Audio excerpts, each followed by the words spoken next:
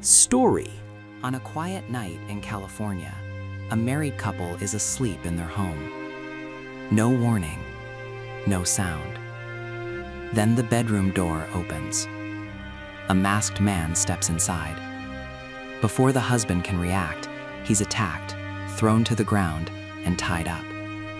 Fast, controlled, like this isn't the first time. The intruder moves to the bed and assaults the wife, right in front of her husband. Before leaving, he stacks ceramic plates on the husband's back and says one sentence: "If I hear anything, your wife dies." Don't make a sound. What do you want? Silence! Lay down! You'll do as I say. Then he leaves. This wasn't a movie scene. This happened for real.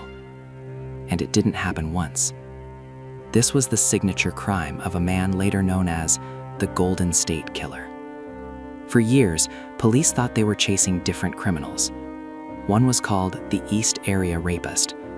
Another was known as the original Night Stalker. And before that, the Visalia Ransacker. Different cities, different names, same man. From the early 1970s to the mid-1980s, he terrorized California. He didn't break in randomly. He watched houses for days, sometimes weeks. He learned routines, entrances, who slept where, and when the neighborhood went silent. When he entered, he already knew the house. The pattern was almost always the same: tie the husband, assault the wife, threaten to kill her if the husband moved. What disturbed police was how consistent he was. Same control, same threats, same psychological torture. But then, without warning, he would change his behavior. New timing, new methods, as if he were adjusting the rules just to confuse investigators.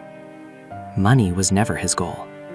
He stole strange things: old coins, cheap jewelry, house keys, driver's licenses, family photos, useless items.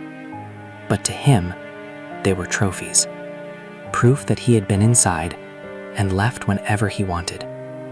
One survivor later said she felt like he knew the house better than she did. Another said the worst part wasn't the attack, it was waiting afterward, wondering if he would come back.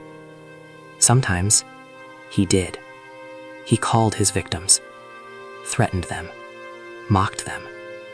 This was before caller ID, before cameras on every street, before DNA databases. He vanished every time. At first, his crimes were mostly assault and burglary. Then he escalated. In 1975, he committed his first confirmed murder. A married couple.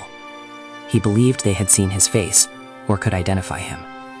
From that point on, killing became part of the pattern. Sometimes to silence witnesses, sometimes without any assault at all. Control was the real obsession. Decades later, in court, he would confess to 13 murders, more than 50 sexual assaults, over 120 home invasions. These weren't estimates, they were confirmed. Then suddenly, the crime stopped. No explanation. The case went cold. Victims grew older. Families assumed they would never see justice. Until 2016. Investigators took a fresh look at something that had existed for years: DNA. Collected from crime scenes, but never matched to anyone. Technology had changed. Instead of searching criminal databases, police searched genealogy websites. Because relatives share DNA. They didn't find the killer. They found their family. Slowly, the list narrowed. Age, location, physical ability, until one name remained. Police watched him quietly. An elderly man, living a normal life. One day, he threw away a napkin. Police tested it. Perfect match. In April 2018, he was arrested outside his home. No chase, no resistance. His name shocked the country: Joseph DeAngelo, a former police officer. The man trained to protect the public had been hunting it. That explained everything. How he avoided capture, how he stayed ahead. In court, he confessed to all of it. Not out of guilt, but to avoid the death penalty. His sentence? Life in prison. No parole. The Golden State Killer was finally stopped.